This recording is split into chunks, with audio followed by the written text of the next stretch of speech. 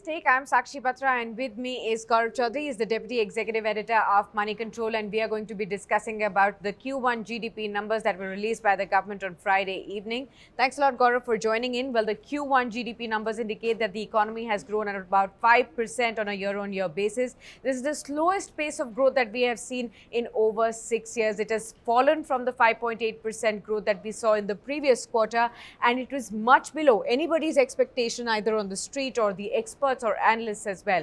What explains the sharp fall in the growth this time? Clearly, it is consumption. The slump in consumption is showing up, and it is showing up in obviously the GDP numbers as well. As we have discussed before, also the edifice of the India growth story is household spending. Sure. And if families are not spending more, it will show up in the official national income numbers as well. But there is also a bit of a one-off phenomenon that is work in the April-June 2019 numbers compared to previous or other quarters. Right. Is that we in 2 of these 3 months we were in the middle of elections. Yes. And there was no government. So the government was in transition. There was a changeover of administration that is taking place.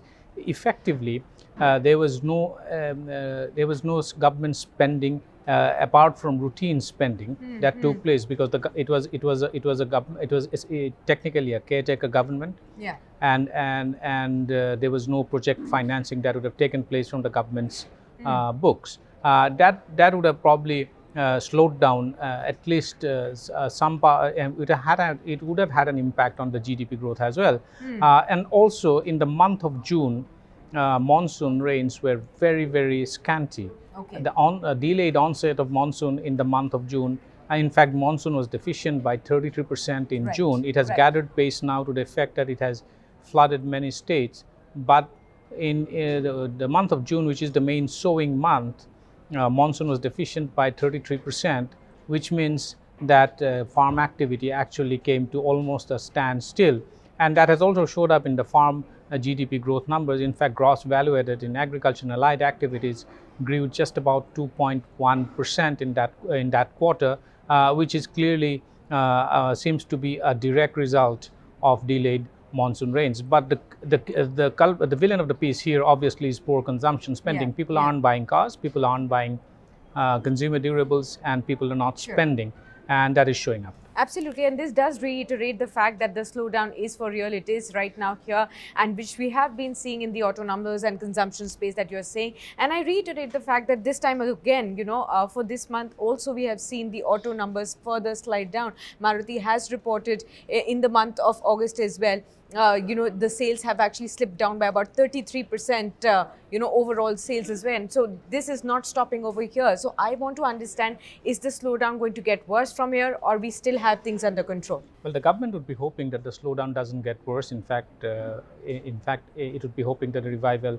would have happened by now. And that is the reason the government, in the first so-called stimulus package 2 weeks ago, actually expended a considerable amount of time in trying to boost, come out with measures to boost the automobile sector. Yes. One of these measures was to lift the ban of government purchases on automobiles, which is going to, at least have give some degree of comfort to the automobile sector, because if individuals aren't buying and if there's institutional buying taking place, that takes care of some part of the demand slump that has taken place, and also helps keep the production wheels running.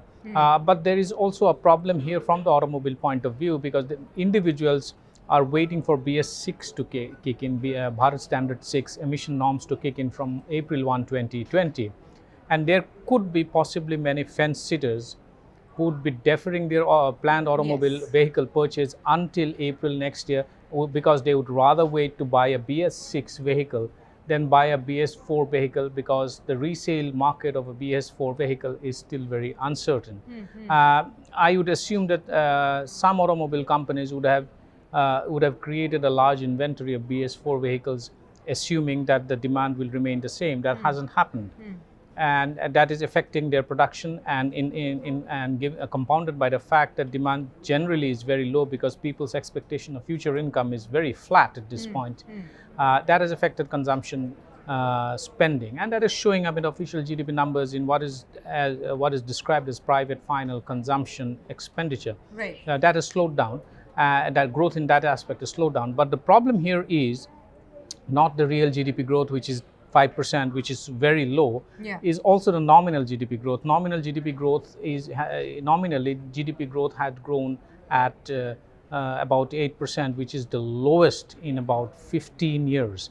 Nominal GDP growth and such low growth does tell one thing, that there is very low pricing power. That is, companies that are producing goods are not getting the price because of low demand for goods. And that is something that needs to be fixed. That can come only when consumption picks up. In the absence of money in people's hands, it is the government that has to spend money. So public spending will have to crowd in private spending, and I would expect the government spending to, government to spike up private. It has to front load a lot of expenditure to ensure that it fills up the gap of low private spending, and eventually, when the economy gathers pace, it will crowd in more private spending, and then this will act. It'll get into some kind of a revival mode.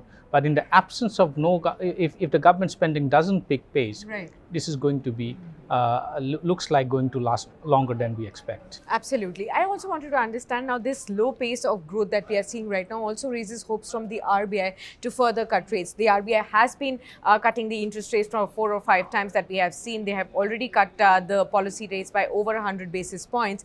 Even though so far we have not seen a direct impact on the economy so far, but are there more expectations from a further rate cut, and how much would they be, and will they actually result in the pushing up growth as well?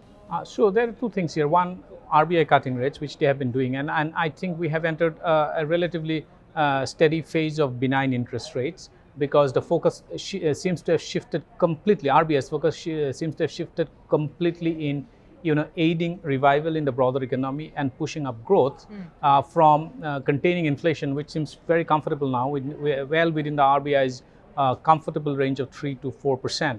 While RBI will likely continue to cut rates, it is the transmission that remains a bit of a problem, and that is why the finance minister has clearly said that banks will be asked or have been they are trying to nudge banks to link their rates to repo rates.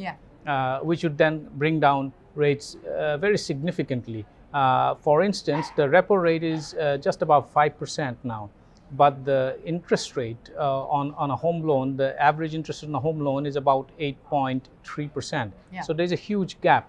While part of that gap is also because of costs of banks that they have to bear, and the risk weightage, etc., etc. But you cannot have a 300 basis point spread between the repo rate and the existing MCLR linked rates that currently exists in most banks.